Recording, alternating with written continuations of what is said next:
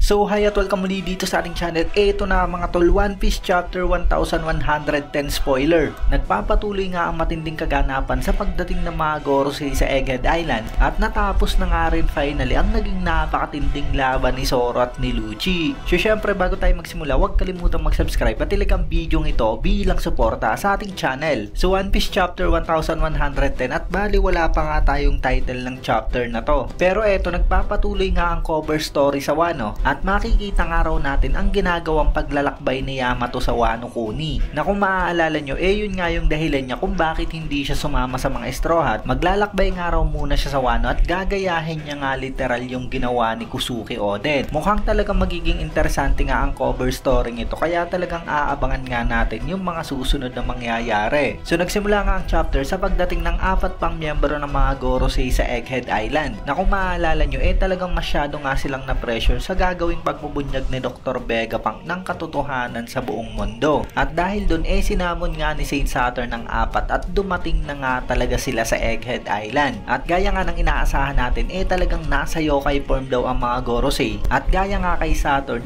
nasa awakening form na silang lahat. So expected na nga natin na talagang nasa monster form ang mga Gorosei. Dahil sa nung unang lumapag si Saturn sa Egghead Island, gumamit nga rin siya ng similar summoning technique. At nakita natin na talagang parehong-pareho nga ang ginawa niya sa iba pang mga Gorosei. Kaya ayun, talagang makikita na nga natin ang itsura ng mga malademonyong anyo nila. At eto na nga mga tol, si Bina Suguro daw isang wild horse yokai. At base nga sa mga leaker, similar nga raw sa larawang ito ang itsura niya. Si Jupiter naman daw isang giant worm yokai. Si Warkery isang giant wild boar. Habang si Marcus Mars isang giant bird yokai. So talagang accurate nga mga tol ang mga monster form nilang ito dun sa itsura ng silhouette nila na nakita nga natin sa Marijua. Except na lang syempre kay Bina Suguro na wild horse yung transformation niya at yung silhouette nga na nakita natin mukhang tao lang din. Pero ayun, naabangan nga natin syempre yung itsura nila paglabas ng full chapter. Mukhang hindi na nga nagsasayang pa ng oras sa mga Gorosei dahil base nga sa spoiler agad nga raw nilang inatake si Straw at Luffy. At buti na nga lang at dumating ang mga giant para pigilan nga ang mga ito. So kahit papano nga magkakaroon nga ng kakampi si Luffy sa paglaban sa mga Gorosei. 5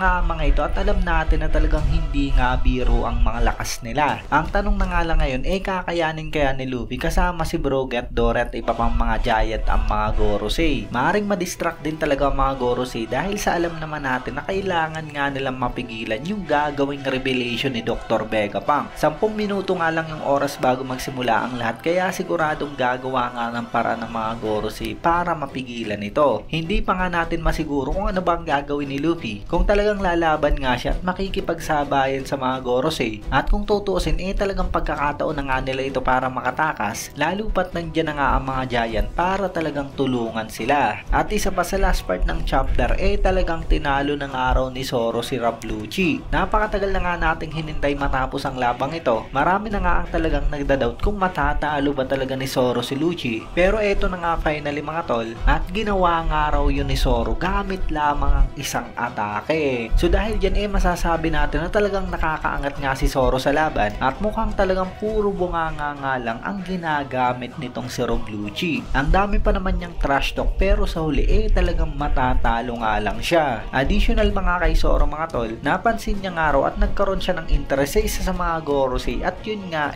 walang iba kundi si Bina Suguro. At syempre matik nga yan dahil sa siguradong napansin nga ni Zoro na isa nga itong samurai. Siguradong nagmula nga sa Wano ang Gorosei na to, base na rin sa last name niya. Alam natin na doon nga rin talaga nagmula ang lahi ni Zoro, kaya siguradong mas lalalim pa nga yung ugnayan nila na malalaman natin later on sa kwento. So ayun nga lang mga to, let me know na lamang sa comment section below kung ano ba reaction nyo sa chapter na to. Bali wala nga tayong break next week, kaya isang linggo lamang yung hihintayin natin para sa kasunod na chapter. Kung nagustuhan mga video natin, syempre huwag kalimutan mag-iwan ng like dahil napakalaking tulong na yan para sa ating channel. At yun, maraming salamat sa inyong panonood at mag-iingat kayo palagi.